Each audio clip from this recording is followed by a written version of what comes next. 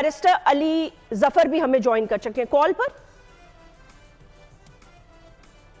तहरीके इंसाफ से बैरिस्टर अली जफर साहब भी हमें ज्वाइन कर चुके हैं, उनका भी मौक़िफ़ ले लेते हैं अभी एहसन इकबाल साहब से। अच्छा, हमारे पैनलिस्ट जो सारे मौजूद हैं, आमिर ज़िया साहब भी हैं, मुबशर जैदी साहब, लगारी साहब, अगर कुछ क्वेश्चन करना चाह रहे हैं तो please you are more than welcome. Barrister Ali Zafar साहब, बहुत बहुत शुक्रिया। मैं यही पूछना चाहूंगी कि इस इंतखाबात में आने वाले रिजल्ट्स के बाद अब आप किस तरह देख रहे हैं अपनी पॉलिटिकल पार्टी को और किस तरफ जाता देख रहे हैं? देखिए, दो बातें करना चाहूंगा मैं जी। सबसे पहले तो लोगों ने एक बड़ा क्लियर मैंडेट दिया है, तो प्रिंसिपल ये है कि उन लोगों ने जो अपना हक अदा किया है वोट करके, उनके वोट की हमने जो एहतराम करना है और उनके मैंडेट को हमने आगे लेके जाना है। उन्होंने पार्लियामेंट और जमहूरियत पे एक तरह से इन्हिसार किया है और अब हमारा काम है कि हम और हर पॉलिटिकल पार्टी का काम है कि वो इस जमहूरियत को आगे लेके जाए। ठीक।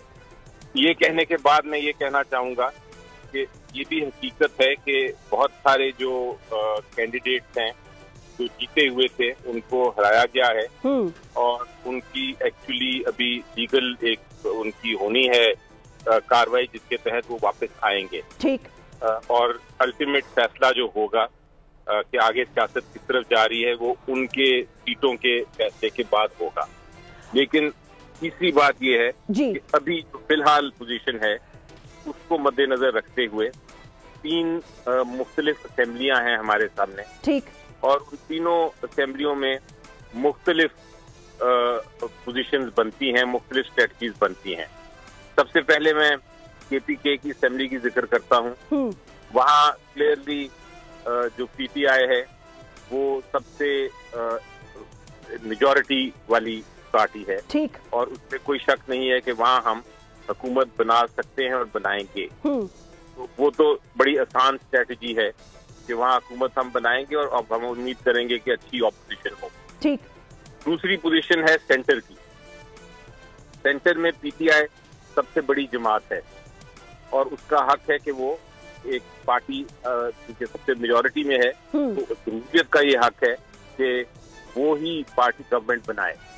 लेकिन अभी अगर आप वो जो कंटेस्टेड जो डिस्प्यूटेड कैंडिडेट के हैं रिजल्ट उनको साइड पे कर दें, ठीक है, और आप मनोमन माने जो इलेक्शन कमीशन ऑफ पाकिस्तान ने रिजल्ट शाया किए हैं 100 सीटें, तो फिर भी आपको हुकूमत बनाने के लिए कोलिशन करनी पड़ेगी या अलायंस करनी पड़ेगी। जी ठीक है। एक तो स्ट्रेटजी ये है कि आप अगर हुकूमत बनाना चाहते हैं PTI तो फिर हमें किसी ना किसी अलायंस में जाना पड़ेगा। तो बैरिस्टर साहब किसके साथ आप अलायंस में जाना पसंद करेंगे? मतलब है क्योंकि दोनों ऐसी पॉलिटिकल पार्टीज हैं जिसके अगेंस्ट PTI के सपोर्टेड इंडिपेंडेंट कैंडिडेट्स को वोट मिला है और हमेशा यही। लेकिन बहरहाल ऑब्वियसली नथिंग इज परमानेंट इन सियासत में तो बातचीत का रास्ता होना चाहिए और बढ़ना चाहिए और अच्छी बात है कि बढ़े। और मुझे उम्मीद है कि आप लोग भी इस बातचीत की तरफ आएंगे, कंसेशन की तरफ आएंगे। अवाम ने एक मैंडेट दिया तो you want to be in the assemblies, तो who would you prefer to talk to? या ऐसा तो नहीं है कि आपके इंडिपेंडेंट्स को तोड़ा जाएगा, बिकॉज उन पर तो बहुत ज्यादा शदीद कड़ी नजर होगी अवाम की।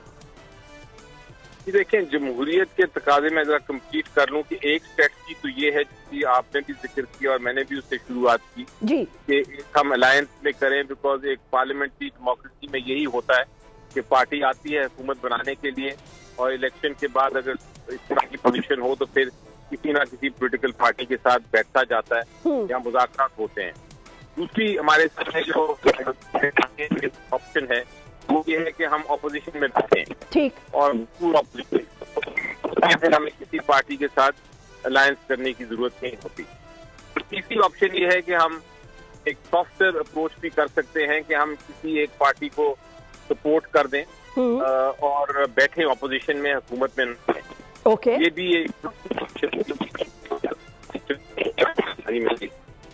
तो ये तीनों ऑप्शन पे गौर हो रहा है। लेकिन जो